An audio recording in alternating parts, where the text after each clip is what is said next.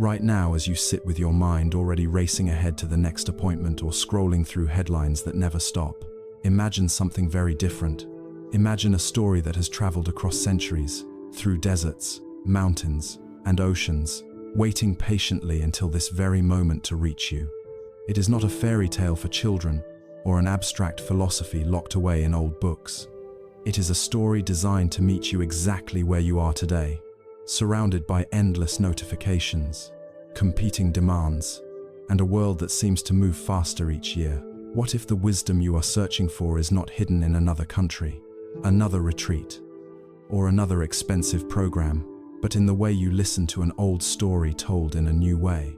What if a tale from 2,000 years ago could reveal something urgent about your life right now?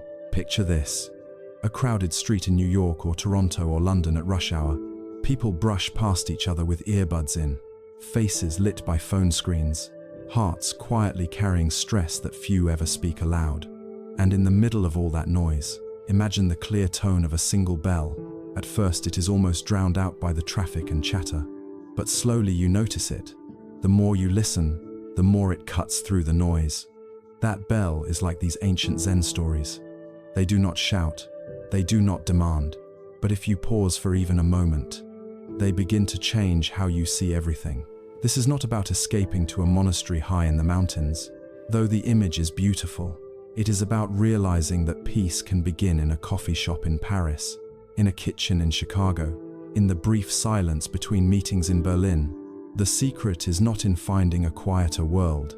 The secret is in learning how to listen differently to the world you already live in. For generations, seekers have told these stories not to entertain, but to awaken. They are mirrors that show you the patterns of your own mind, maps that reveal where you may be clinging too tightly, and doors that open to a sense of freedom you may not have believed possible.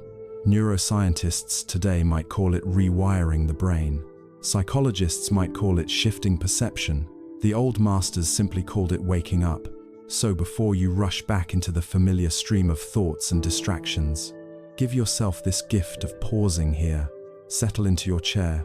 Let your shoulders drop just a little. Take one steady breath, and let yourself be drawn into a story that could change the way you move through the rest of your day. This is not distant wisdom. This is your chance to hear the bell in the marketplace. The call that reminds you that peace was never lost. It was waiting for you all along. The leaking boat. There is a story that begins not with a palace or a temple, but with the sea. The ocean has always been both a cradle and a grave for human beings. It gives life and it takes it away. On its surface, people see beauty, the golden shimmer of sunrise, the endless horizon that promises adventure. But beneath that beauty lies power that humbles even the most courageous sailor. In this story, the ocean becomes the stage for a lesson about awareness, distraction, and survival. Once there was a group of passengers traveling on a wooden boat across a wide and restless sea. They came from different backgrounds.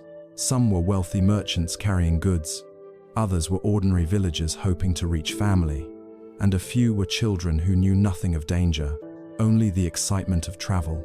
At first, the journey felt easy. The sun was warm, the breeze was gentle, and the sound of waves rocking the boat lulled many into a peaceful mood. But hidden below the waterline, a problem was growing. A crack in the hull began to let seawater seep in. At first, it was nothing more than a trickle, a small pool forming at the bottom of the boat. The crew noticed it but dismissed it. Boats always take on some water, they thought. It will be fine. The passengers were busy with other concerns. The merchants argued about the price of silk and spices waiting at the next port. The children fought over who had the best seat to watch the horizon. One man polished his jewelry. Another woman wrote letters about her plans once she arrived. The sea did not care about their arguments or ambitions. The water kept rising, slowly but surely. By the time some of them finally noticed, the boat was heavier and the boards were creaking under the strain. The captain called out with urgency, warning everyone that if they did not act quickly to patch the leak or abandon the boat, they would all be lost. But most of the passengers refused to hear. One man said, "Why should I stop polishing my gold? These coins are the only reason I am traveling." Another declared, "The crack is small. We still have time. Let us finish our game of dice before we worry." The children laughed and said, "It is only a puddle. See how fun it is to splash in." A few passengers became irritated with the captain, accusing him of exaggerating. "You always talk about danger," they said, "but nothing bad ever happens." The water kept rising. Finally, the captain used a different approach. He knew that simply warning about disaster was not enough. Fear alone rarely changes human behavior. People cling to comfort, to distraction, even as the water rises around their ankles. So he shouted something unexpected. He pointed toward the shore and said, "Look over there. Another boat has arrived, newer and stronger, filled with supplies and space for everyone. Whoever climbs aboard will not only survive but travel in far greater comfort than here. There are seats wide as thrones, food prepared, music to ease the journey." The words lit a spark in the eyes of the passengers. Suddenly their games, arguments, and treasures no longer mattered as much as the promise of this other vessel. They rushed to gather their belongings and clambered up towards safety. The children forgot the puddle they had been playing in and squealed with joy at the thought of the bigger, brighter boat. The merchants abandoned their dice and hurried to secure a place. Even those polishing jewels realized they could enjoy them later if they survived today. When they finally reached the other boat and looked around, they realized there was only one vessel waiting. But it was more magnificent than they had imagined. It was not decorated with jewels or filled with luxury, but built strong and steady, able to endure storms without sinking. It carried them safely to the far shore, where they stepped onto solid ground with hearts full of relief and gratitude. The parable is clear. The leaking boat is our daily life filled with stress, dissatisfaction, and endless distraction. The puddle of water is the suffering that creeps in quietly until it floods our minds.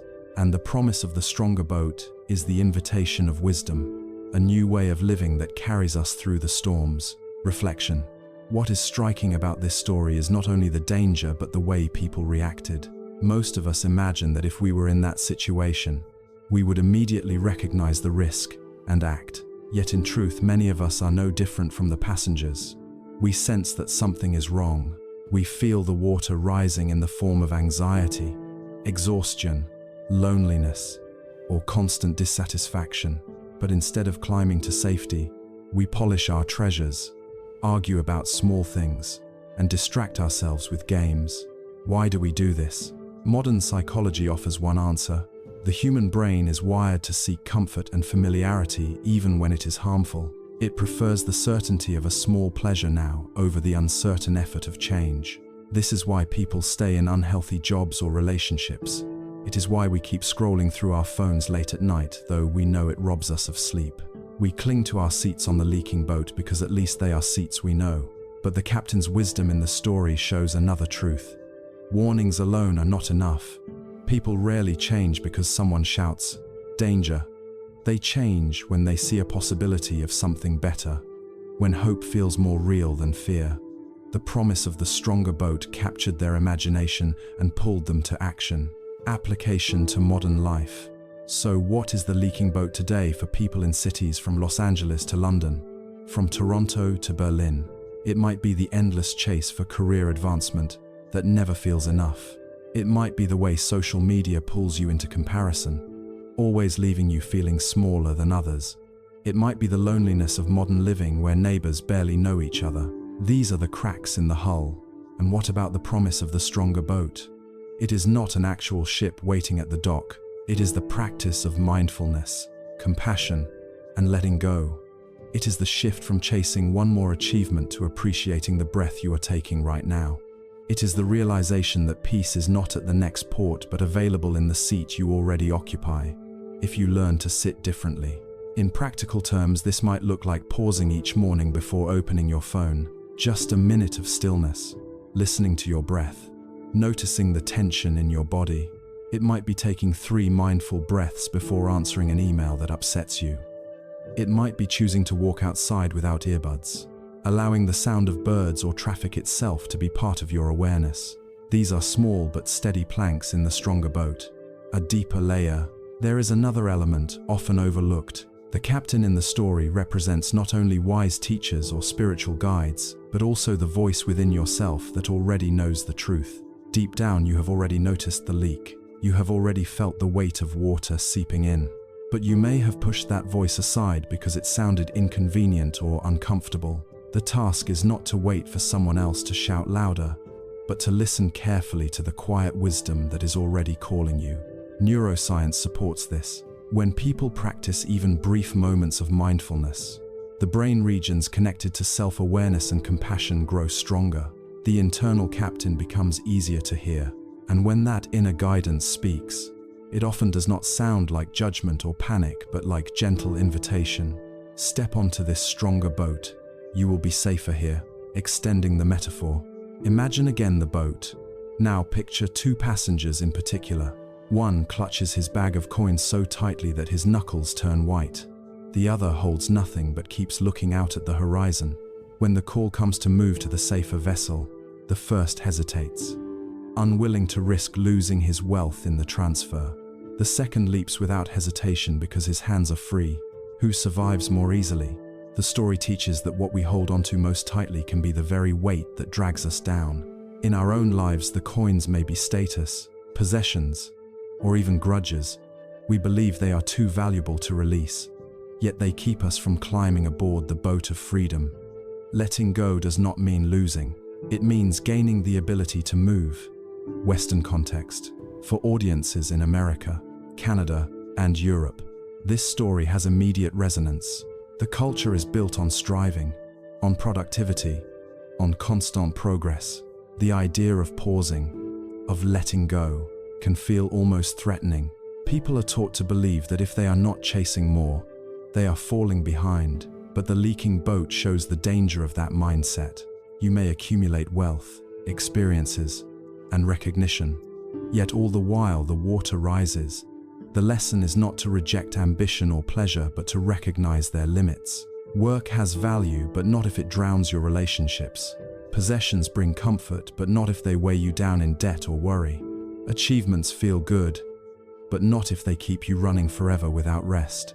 At some point, you must ask whether you are securing your seat on a sinking boat, instead of stepping onto a vessel that actually carries you where you want to go. A practice. Here is a simple exercise drawn from the story. Each evening before sleep, imagine the boat you are on that day. Ask yourself, where did I notice the leaks? Was it in my exhaustion?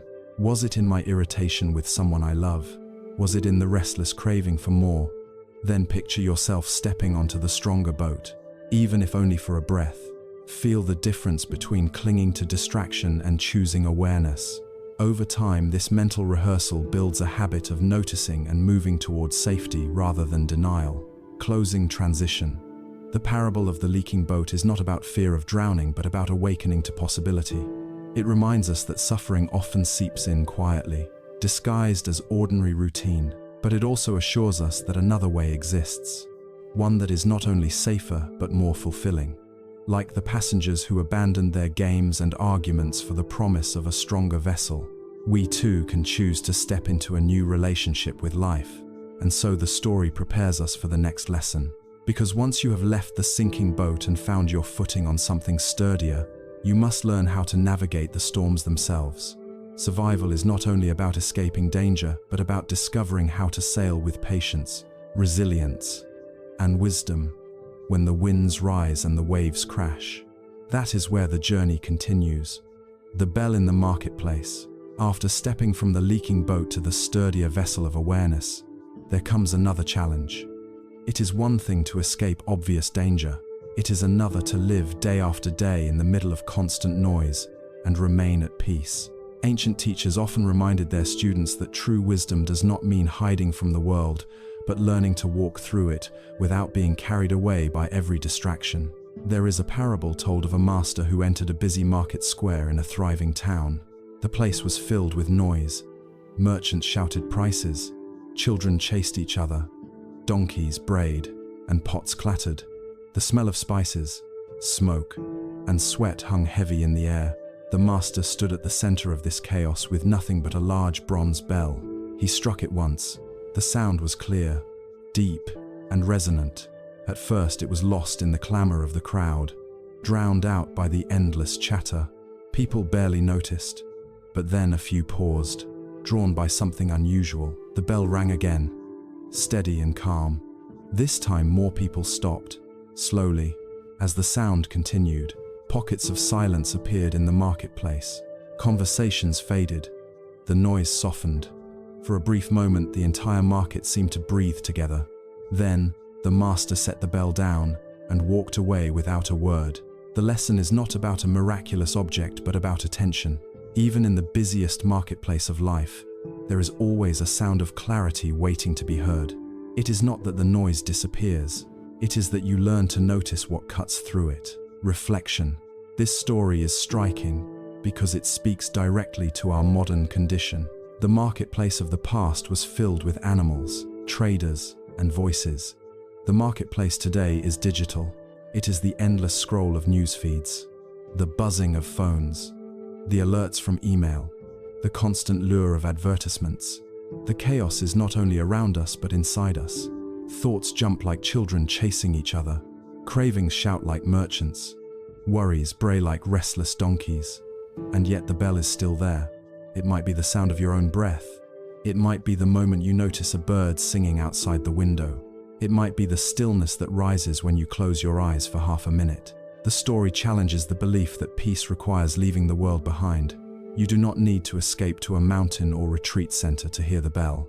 It is possible to discover calm in a subway car, in an office cubicle, in a crowded kitchen. What matters is not the absence of noise, but the presence of awareness. Western context. For audiences in America, Canada, and Europe, this lesson carries special weight. Life is louder than ever. Cities hum with constant movement, and even rural homes are filled with television, radio, and digital devices. People often complain of burnout, not only from their work but from the sheer volume of information flooding their minds. The bell in the marketplace is an image that reminds us we do not have to wait for the world to quiet down. We can practice the art of listening differently right here. Imagine a professional in New York rushing from meeting to meeting. Imagine a mother in Toronto trying to cook dinner while her children argue and phones ring. Imagine a student in Berlin juggling deadlines, messages, and part-time jobs. Each of them might believe they need a vacation far away to recover. But the bell suggests another path. Stop for one breath. Notice one sound or one moment that is not part of the noise. That small act can shift everything. A modern example. Consider the experience of commuting on a packed train. Most passengers are glued to screens, scrolling or typing, lost in their own digital markets. The noise is internal as much as external.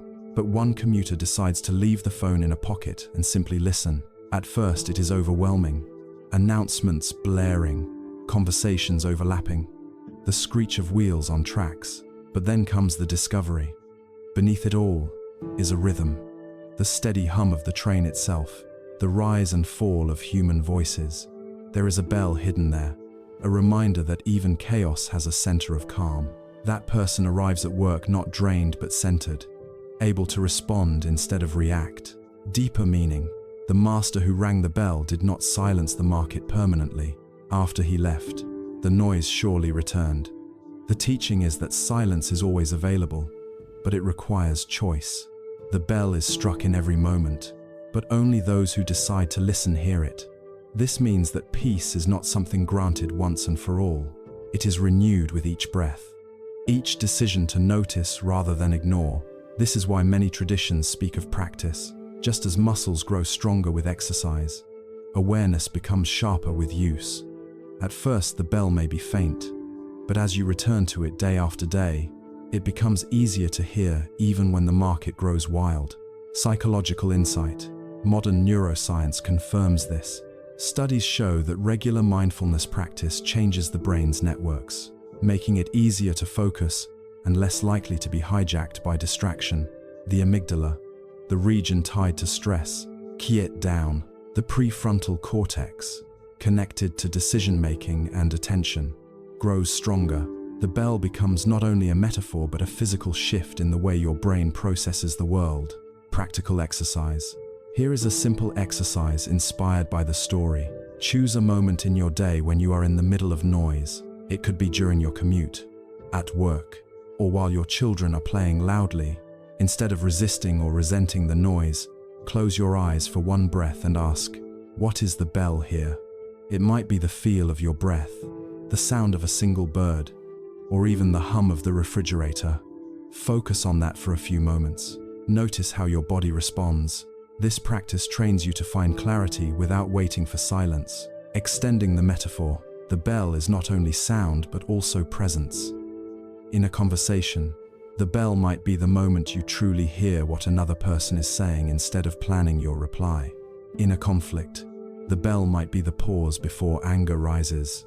In joy, the bell might be the full taste of laughter before your mind races to the next worry.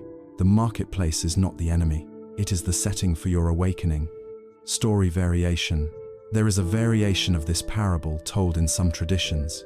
In that version, the bell is rung only once, and no one hears it. The master does not strike it again. Instead, he waits. Eventually, a single child, curious and sensitive, wanders over and asks what that sound was. The master smiles and says, "You heard what others missed. That is enough." This version highlights another truth. Not everyone will listen at the same time, but even one attentive mind can transform the space around them. The presence of one person who listens deeply can calm a family, a team, or even a community. Social relevance. Think of how this applies in our world filled with polarization and conflict. Online debates rage like shouting merchants. Political arguments fill every corner of media. Yet when one person speaks with calm clarity, refusing to add more noise, others begin to pause. A bell does not need to be louder than the marketplace. It only needs to be clear. In workplaces, in classrooms, in families, each of us has the chance to be that bell. Transition. The leaking boat parable showed the danger of distraction and the need for rescue. The bell in the marketplace reveals that rescue alone is not enough. Even after stepping onto a stronger vessel, life continues with noise and chaos. The true practice is learning to notice the sound of clarity within it all. And yet there is more. After hearing the bell, after finding calm in the middle of chaos, comes another lesson.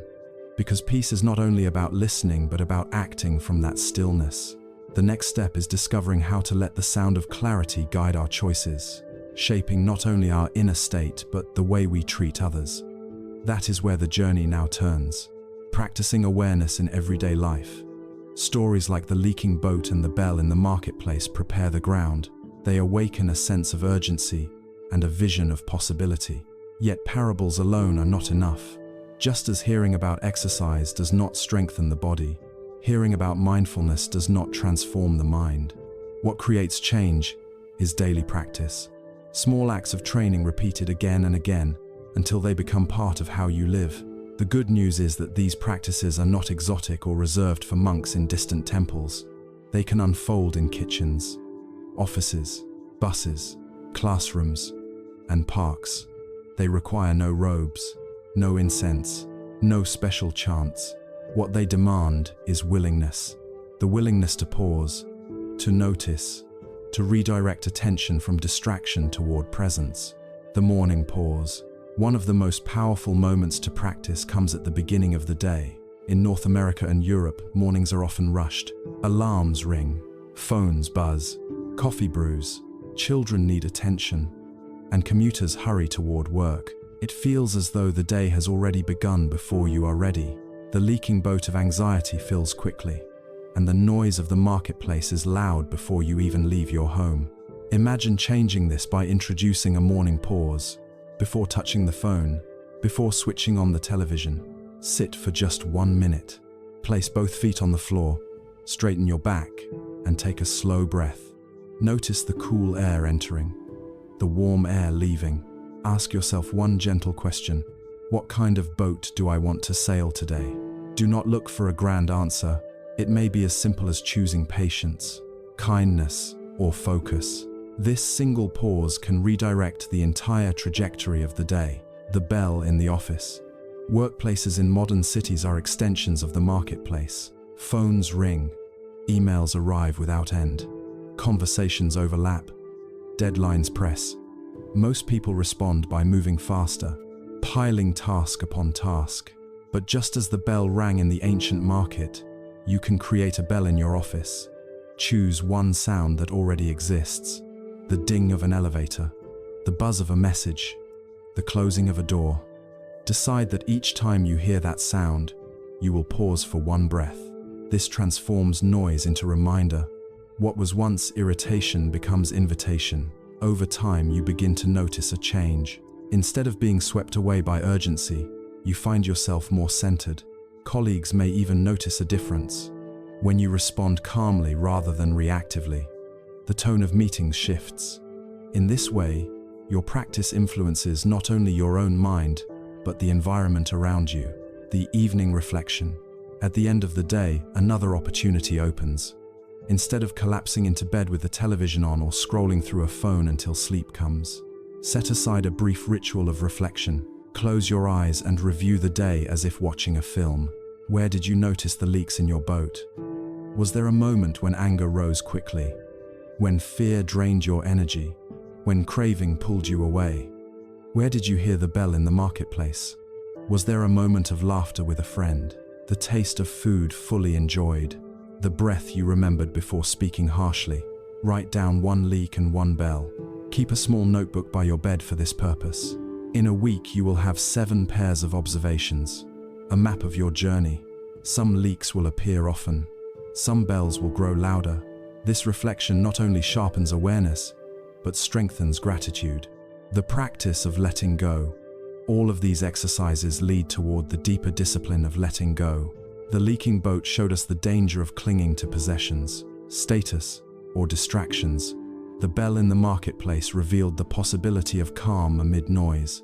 Now the question is, how to release the very things that weigh us down. Letting go does not mean rejecting life or abandoning responsibilities.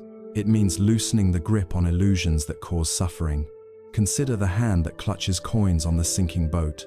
The tighter it squeezes, the harder it becomes to climb to safety. Letting go is opening the hand. In practice, this might mean forgiving someone who hurt you, not because they deserve it, but because carrying resentment drowns you. It might mean releasing the need to win every argument, recognizing that peace is more valuable than being right.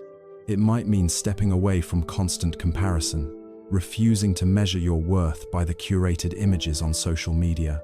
Each act of letting go is like water pouring out of the boat, lightening the load. Western struggles with letting go. In Western culture, letting go is often misunderstood. Success is praised, ambition celebrated, accumulation encouraged. To release may sound like weakness or failure, yet the truth is opposite.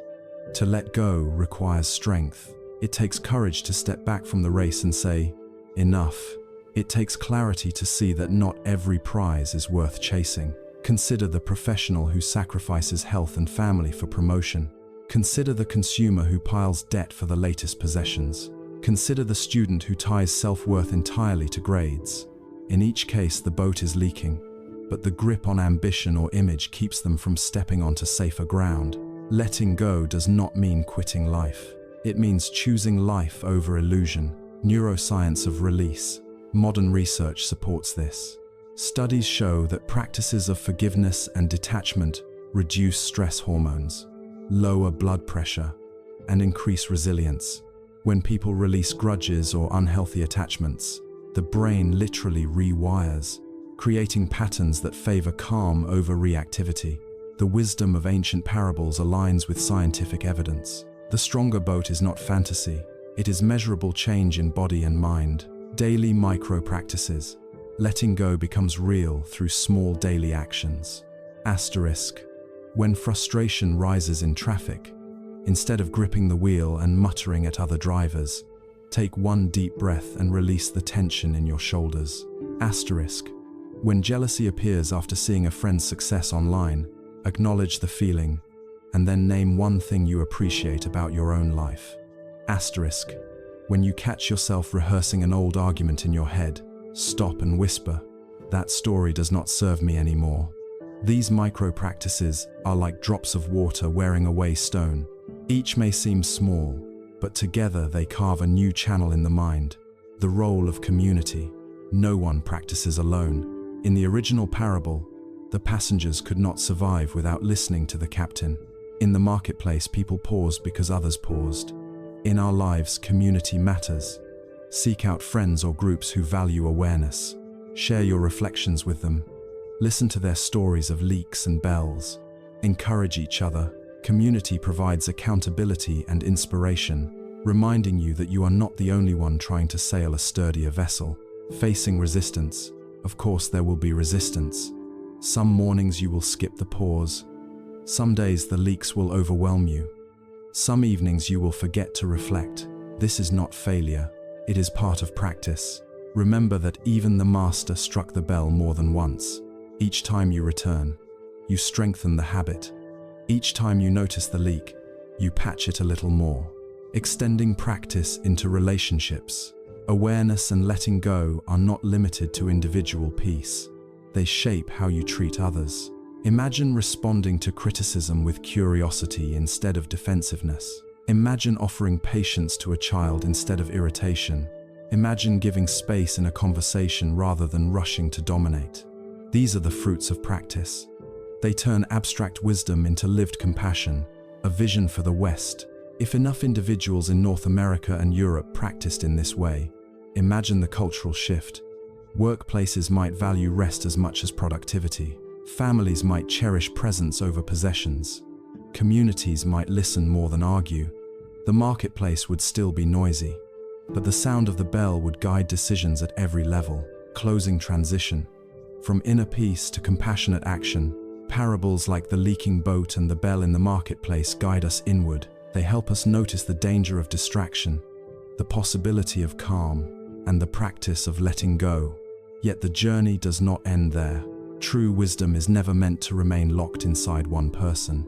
Awareness matures when it blossoms into compassion, when the clarity you cultivate within shapes the way you live among others. Imagine a person who spends hours in meditation but never speaks kindly, never lends a hand, never forgives.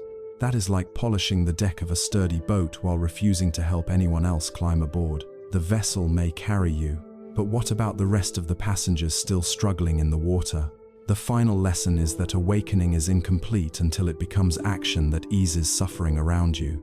Compassion in daily encounters. Compassion need not be dramatic. It begins in ordinary interactions. The co-worker who is short-tempered may not need correction but understanding. The cashier moving slowly may not need criticism but patience. The neighbor who never speaks may not need avoidance but a simple hello. Each small act is like striking a bell. It shifts the atmosphere. It interrupts the noise of judgment and hostility. Consider the story of a woman in Montreal who made it her practice to thank every bus driver who carried her home. At first, the drivers looked surprised. Few passengers ever noticed them.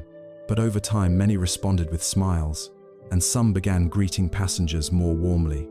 Her small act became a ripple through the entire route. This is how inner awareness blossoms outward. Responding instead of reacting. One mark of true practice is the ability to respond instead of react. In families, workplaces, and communities, conflict is inevitable. People misunderstand, disappoint, and even harm each other. Without awareness, we react quickly with anger, fear, or defensiveness. With awareness, we pause, hear the bell, and choose a response grounded in compassion. This does not mean being passive. It means acting with clarity rather than being driven by impulse. Imagine a parent whose teenager speaks harshly. The reactive response is to shout back, deepening the rift. The compassionate response is to breathe, recognize the pain behind the words, and speak firmly but kindly. That shift can transform a relationship. The same principle applies to colleagues, friends, and strangers. Each time you respond instead of react, you extend the practice from your inner boat into the wider sea of human connection. Collective dimensions. Compassion is not only personal but collective. Communities face leaks just as individuals do. Inequality, injustice, violence, and environmental harm are all cracks in the shared boat of society. To ignore them is to let water rise for everyone.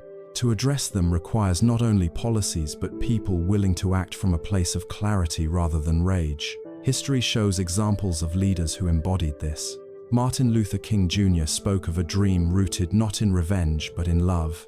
Nelson Mandela chose reconciliation over retribution after decades of imprisonment. These were not acts of weakness, but of tremendous strength, born from the ability to let go of hatred and hear the bell of humanity, even in the noisiest marketplace of conflict. Their actions remind us that awareness is not escape, but engagement with the world at its most difficult. Western challenges. In North America and Europe, compassion is often celebrated in theory but harder in practice. The culture of competition teaches people to prioritize self over others. The pace of life leaves little room for patient listening. Yet, precisely for this reason, the practice is crucial. In societies where isolation grows and polarization deepens, the need for individuals who act with awareness is urgent.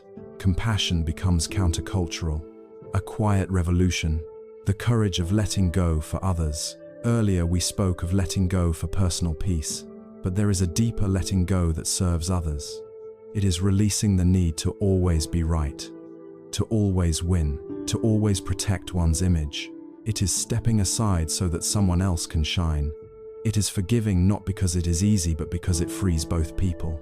These sacrifices may seem small, but they carry immense power. They are the planks that keep the collective boat afloat. A teacher in London once described this to her students as holding a door. You can rush through first, or you can pause and hold it open.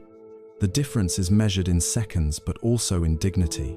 Holding the door says your journey matters as much as mine. In a world where many feel unseen, such gestures restore humanity. Service as practice. For some, compassion grows into service. Volunteering at shelters, supporting refugees, protecting the environment, mentoring youth. These actions are extensions of the same awareness cultivated in meditation. They are not separate. The calm breath you take in the morning prepares you to listen patiently to someone in crisis. The bell you hear in your office prepares you to remain steady in the face of injustice. Practice and service are two sides of the same coin. Balancing inner and outer, there is a risk of imbalance. Some focus entirely inward, neglecting the world. Others throw themselves into service without nurturing their own clarity, leading to burnout. The wisdom of the parables is balance. Step onto the sturdy boat for yourself, then extend a hand to others. Hear the bell in the marketplace, then become the bell for those who cannot yet hear. Practical ways to extend compassion. Begin each day with a question. Who can I help today? Even in a small way. In conversations. Listen more than you speak. True listening is one of the rarest gifts. When anger rises, pause and imagine the other person as a child needing care. This softens the heart. Set aside one act of kindness each week that requires effort, whether visiting someone lonely or donating time to a cause. Remember that compassion is not pity, it is respect, treating others as equals in dignity. A story of transformation. There is a modern story of a man in Berlin who lived alone after a painful divorce. He spent years angry, bitter, and isolated. One day he began practicing a simple meditation on letting go. Over months, he noticed his resentment softening. Eventually, he decided to volunteer at a community kitchen. At first, it was awkward, but as he served meals, he began to smile again. He discovered that by lifting others, he lifted himself. The act of service became the final plank in his new boat, carrying him not just away from bitterness, but toward joy. The larger vision. Imagine if this practice spread widely. Workplaces would be less toxic. Families would be more supportive. Politics would be less destructive. Compassion would not erase conflict, but transform how it is handled. Disagreements would still exist, but they would not sink the boat. Communities would sail together with resilience. This vision is not utopia. It is the practical outcome of millions of small acts of awareness and kindness. Transition toward conclusion. The leaking boat warned us to wake up to danger. The bell in the marketplace reminded us that calm is possible amid chaos. The daily practices taught us to let go and build habits of peace. And this final step reveals that awakening matures when it serves others. Inner peace becomes outer compassion. Personal practice becomes collective healing. The journey is not linear but circular. Each time you act with compassion, you reinforce your own awareness. Each time you let go of resentment, you strengthen your own peace. Each time you strike the bell for others, you hear it more clearly yourself. In this way, practice and service sustain each other endlessly. We have traveled far together through these stories and reflections. We began with the leaking boat, a parable that warned us of the creeping danger of distraction and denial. It showed how easy it is to polish our treasures while the water rises beneath our feet. It reminded us that fear alone is not enough to change us. Hope, vision, and the promise of a stronger vessel are what move us to action. Then we turned to the bell in the marketplace, a tale that revealed peace is not found only in quiet places but can be discovered even in the heart of chaos. The marketplace of the ancient world mirrors the digital noise of our own time, and the bell is still ringing if we dare to listen. After that, we explored practical ways to live these lessons. We spoke of morning pauses, office bells, evening reflections, and the courage of letting go. We saw how neuroscience supports what ancient wisdom has taught all along. Finally, we considered how practice turns outward, how inner peace matures into compassionate action that transforms relationships, communities, and even societies. Now it is time to gather these threads into one final invitation. The urgency of now. Life in North America and Europe is fast and demanding. Each day can feel like standing in that leaking boat, distracted by arguments, possessions, and ambitions, while the water slowly rises. Each day can feel like standing in that marketplace, pulled in 1,000 directions by voices clamoring for attention. Yet each day also carries the possibility of a new choice. You can decide to step onto the stronger boat. You can decide to hear the bell. You can decide to practice awareness and extend compassion. This choice is urgent. Time does not wait. Stress, anxiety, and division continue to spread like water seeping through cracks. But urgency does not mean panic. It means opportunity. Every moment is a chance to begin again. The power of small acts. One of the greatest misconceptions about transformation is that it requires monumental change.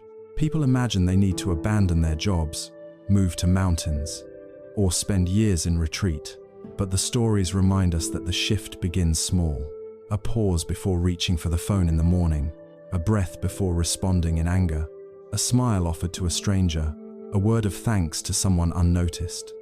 Each act is like stepping onto a new plank of the stronger boat. Each act is like hearing the clear ring of the bell. When repeated daily, these small choices accumulate. They shape habits, and habits shape character. Over time, you may notice that you no longer drown in distraction as easily. You may notice that you can hear the bell more clearly even when life grows noisy. Awakening as a shared journey.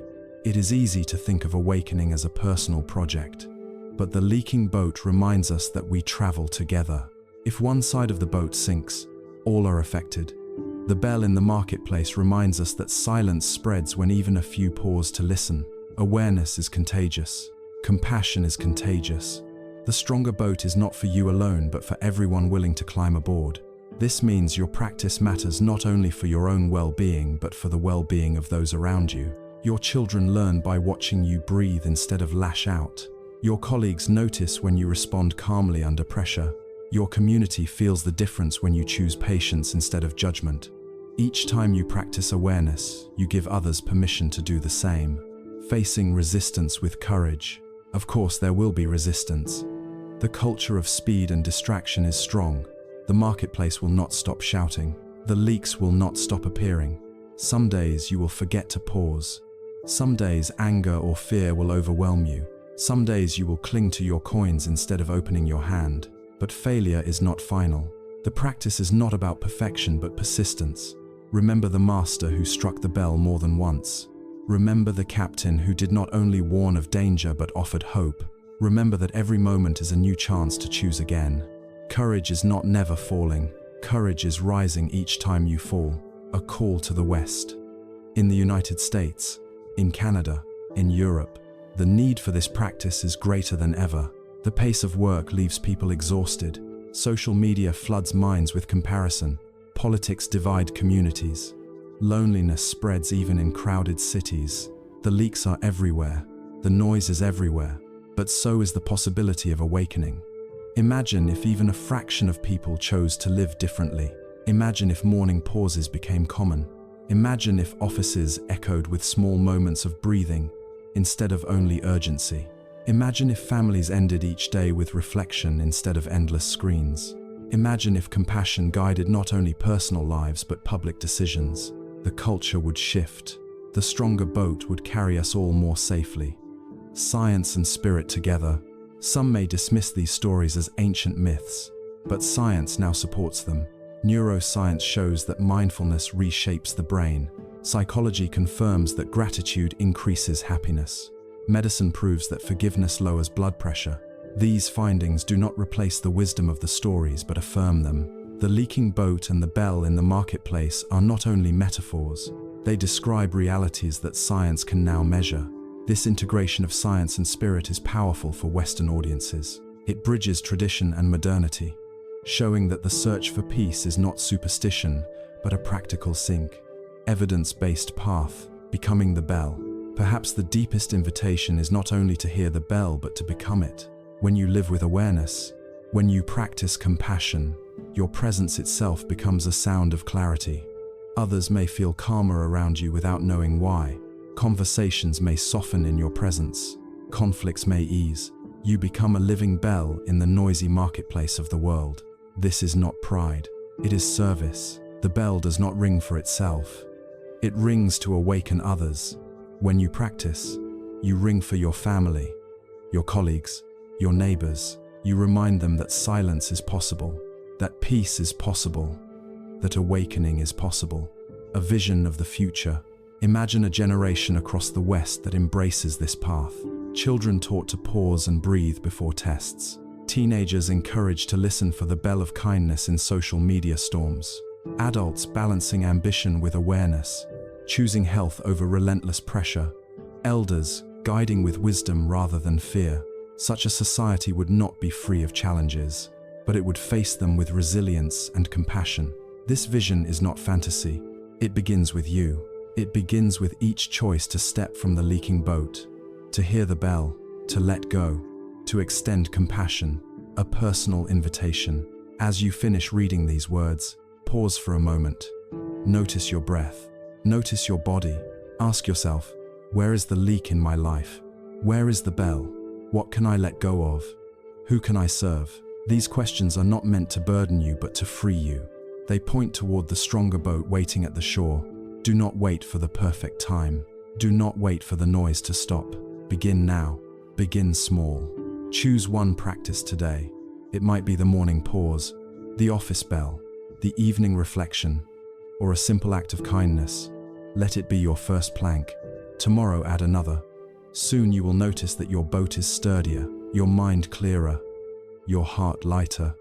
Closing words. The journey of transformation is not about becoming someone else. It is about remembering who you already are beneath the noise and distraction. The leaking boat reminds you to wake up. The bell reminds you to listen. The practice reminds you to let go.